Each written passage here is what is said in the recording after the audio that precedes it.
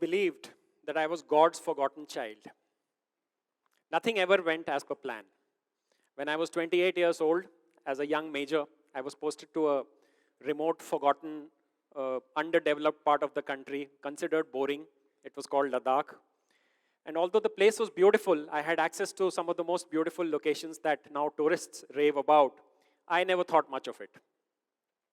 Sometimes in the summer months, my wife would join me and we would visit these exotic looking monasteries, and it was fun while it lasted. But I was looking for something more exciting, and that wasn't coming by. Then in the summer of 1999, it was an early summer, the third week of May, I had come down for some work to Baroda. And one evening I am told that something is not right and I need to head back to Leh immediately. And this came in the evening. By later in the night, I was on an Indian Air Force flight to Delhi. And at daybreak, I was on another flight to Leh. And this time, when I landed at Leh, things looked very different. It wasn't the peaceful place that I had left. This time it was frantic. There was a palpable tension in the air, a lot of movement happening, and people were tense. So I meet my commanding officer there, and he tells me to go into Kargil immediately.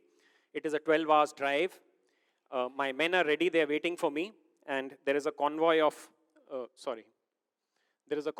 about 15 vehicles that look something like this, and I lead my men, about 120 men of engineering streams, but basically, and we drive into Kargil that day. It is a 12 hours drive, and by the time we get to Kargil, it is almost midnight. And there are thousands of more people like us who have just driven into Kargil that night. Kargil is on fire that night. There is shelling happening from all directions. There is a Food Corporation of India warehouse. There is a series of warehouses that were hit. That's the favorite target for the Pakistanis to be shelling. There is a Doordarshan TV tower which has broken down. And there are multiple, these fuel depots and such places which are being targeted, and there is heavy shelling. Fortunately for us, we do not take any injuries that night, but there is also no place to pitch in for the night. Now, my men have been on the road for many, many hours, almost the whole day. So we need to find a place somewhere. It is full of troops all along the road. But later in the night, we do find a small patch of land where they begin to dig in. And I go to meet my commander, who is in the operations control room, an underground bunker in the Kargil Brigade headquarters. This man is the artillery brigade commander. Artillery, for those of you who don't know, are the big guns that fire 10, 20, 30 kilometers into the enemy territory. So I meet my commander, and actually as I walk into the ops room, I see a big map. We had these small scale maps, which enlarge when presented. And there are those red markings on the map, and there are no less than, there are countless such markings, and which indicate the number of intrusions that had been suspected to have happened into the Indian territory by the Pakistani forces. So that was the first time the magnitude of something is not right faces me in the, looks me in the eye. I meet my commander. He just takes 1 minute to tell me that tomorrow morning, drive to a place called Batalik. Batalik is about 60 kilometers from Kargil on an axis. And make sure that the guns keep firing. That's my only role. And with that 30-second briefing, I am inducted into a full-fledged war. The next morning, I take the road to Batalik, which is again on fire. There are sections of the road that are exposed to it looks something like this. These are only illustrative photographs. There are sections which are exposed to which are directly under the observation of the enemy, and you have to negotiate that distance within a certain time, because if you take longer, it is almost certain that they'll bring fire on you. And at the same time, the drivers can't be asked to rush. I'm praying and I'm calming them down. I'm telling them, just let's get past this and don't lose your nerve, because if you do, you know the consequences. And we drive for a drive that should normally take 2 hours, takes I don't know how long. It's late afternoon or evening by the time I get to near about Batalik. And I find the Bofors guns which have been brought in from different sectors, and they are in full action firing onto those posts. This is early. The war has just begun. There is indiscriminate firing that we are doing. these guns have moved in from other sectors, and as engineering people, we know that it's like to keep a car running, you need to keep doing some routine maintenance work. So does it apply to this. A lot of maintenance tasks are overdue. We know that some of these will fail or they will create safety hazards if we don't attend to it. So I drop my men along these in detachments, along these points, and we go and find a place in the heart of Batalik which becomes my home for the next few weeks. The operations continue like this. I take a moment to reflect sometimes in how my world had changed in the 24 or 36 hours from evening walk in Baroda to a completely different world, and with no clue about what was happening. I had begun to lose my orientation, and yet everything was in front of our eyes, and we had to move along. So as when there's anxiety, when there is fear, as is said in Bhagavad Gita, the only thing you have to do is go and fight, right? Go and do your karma. And that is exactly, I had no choice but to deploy my men along where the guns were. As was predicted, they began to fail because there were maintenance issues. These were old equipments which had been in action for more than maybe 15, 20 years. And we did not have the correct tools, we did not have the spares, we did not have the literature, we did not have the training, because those things had not yet fetched up. These guns had been put to fire, but the engineering support, everything, all the elements had not lined up well till that point. Somehow, in the Indian Army, it is always the men who rise up to your expectations. So despite the challenges, we continue to service those guns as much as is required. I spend many nights under the carriages of the gun. We are opening assemblies, overhauling them, sometimes cannibalizing one and putting it into the other, it's like doing a kidney transplant from one human being to the other. So we do that for the guns to make sure that they keep firing. And as days go by, we're doing our best to make sure that as many guns as possible keep firing. Days turn to weeks. There is not much hope. There is not much progress that the Indian Army is making. In about 4 to 6 weeks, we have not regained many posts, and there is obviously, the losses are still happening. The nature of my job was such that I would often meet people passing by who were going into the operations, my juniors, seniors, friends from NDA and other places who would be going into the operations the next day morning. Many of them became heroes. Some did not come back. Some came back on stretchers, and some like me came back on both their feet. But we all together constituted the war. Many accidents happened. Sometimes vehicles would roll off the road. This was routine. Sometimes by fear of shelling, or sometimes due to direct hit from a shell. So these were routine matters. We were dealing with them, and life had to move on. You could not even block the road for very long because there were thousands of vehicles that were coming in. There is a very efficient supply chain required to sustain troops in such operations. And so we would generally, if something happened, the vehicle would just be pushed off the road and we would continue with our work as usual. A massive amount of resources went into this, and in approximately 7-8 weeks into the war now, we had begun to make some gains. The Indian Army began to regain our posts, but a very different human aspect of the war also began to reveal itself. I would often see prisoners of war taken from those posts, and they were men who looked very much like our men, only they did not, to me, look like regular Pakistani troops, and it was so said that Pakistan had put mercenaries to do this work because they are easy to disown. So I would look at their faces and often think of their predicament of their country being only a few miles away that had now disowned them, and they were now in a completely different land taken as a prisoner. Fortunately for them, the Indian Army treats its prisoners pretty well. We go as per the worldwide conventions, which ensures that they get their respect and dignity that they deserve. This was the 4th week, or on the 26th of July, finally, which is approximately 2 months after I had been flown into Kargil, the war, now called Operation Vijay, was declared a success. The human cost that had been borne to win this war, you can see it here. I call it the tangible cost, which is visible.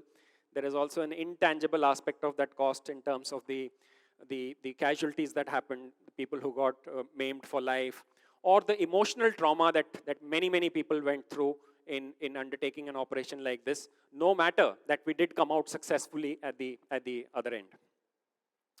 So as the war ended and a few days later I was de-inducted, I was on another assignment, I came out of Kargil, and something in me had changed. Having undergone this operation, I had not been in touch with my family for all of these 2 months, not a single phone call. We did not have access to such things at that time.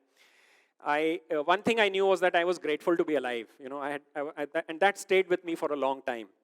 And for the next few years, as life progressed, that element continued to stay with me. For one part of me was indeed grateful to God for having protected me in this in that chaos and having brought me alive.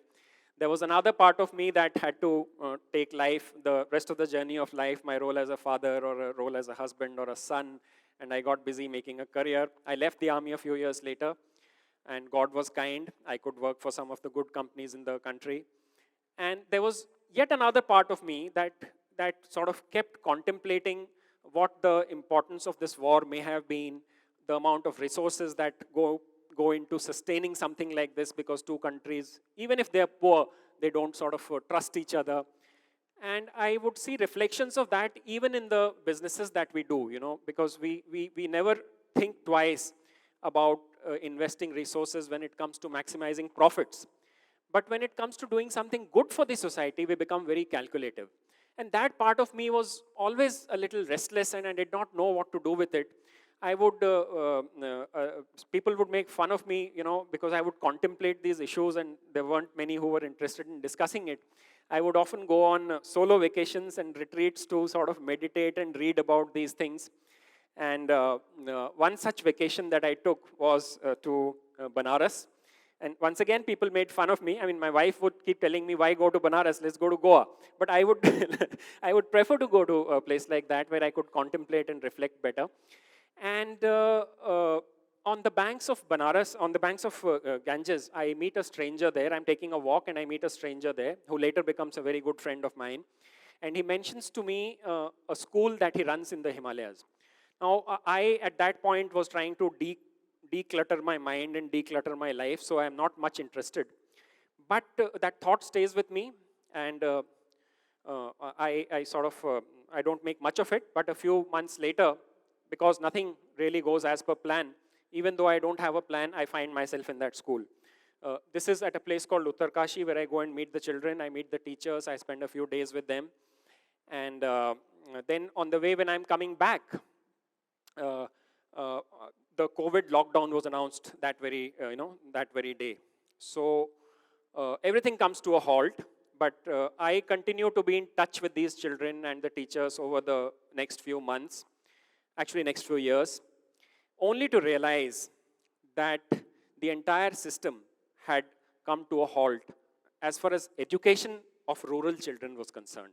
This was far too low in the priority of our own selves because we were dealing with survival issues for almost 2 years. While this was happening though, these children, the children whom I had met who were in 4th had moved to 5th, and the 5th ones had moved to 6th. They had made 2 progressions without even attending school for a day.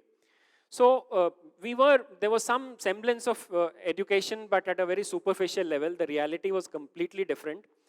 And this thought sort of, it stayed with me, and meanwhile I was also contemplating what to do with my own life. You know, I told you about that restless part of me, which was deeply asking questions about what next? Is this all? Is this all life is meant to be? And of course I did not get the answers, but I was, probing, pursuing, and deeply sort of reflecting on what should be done next. I decided to take a career break in December last year, and I thought I'll spend some time up in the hills again. And it was April, just as we came out of COVID this year.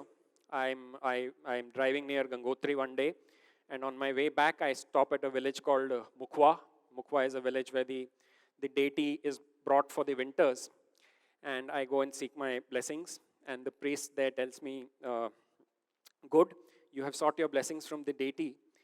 Now, when you turn around, standing on that hill, when you turn around, you will see Ma Ganga in her real form, and you must seek blessings from her too. So I stand there and I turn around. This is the sight that I see. I don't have a camera on me. I just pull out my phone and I click the snap. I see the silver stream of Bhagirathi flowing there. And something inside me changes. I don't know what. I have tears in my eyes. I'm in a daze. I drive back to Bombay thereafter. And the next day, we coin this headline which says, "How about gifting a good education?" And the tagline says, "Vidya-Daan provides children in underserved remote areas with a chance at good education. It takes very little and every drop counts." Now, this was coming from the fact that the school that I had spoken to you about was about to shut down. In 2 years, no salaries, no fee had been paid. The children had not studied. And they were in touch with me telling me that this is the last and we are going to put a lock. So armed with this photograph, this headline, I printed 100 brochures. Those became my weapons for the next few weeks. I got in touch with many people, as many as I could. Almost everybody I spoke to signed up to help. And in a matter of about 3 months, we had raised enough funds to sustain the school for the next 3 years. Thank you.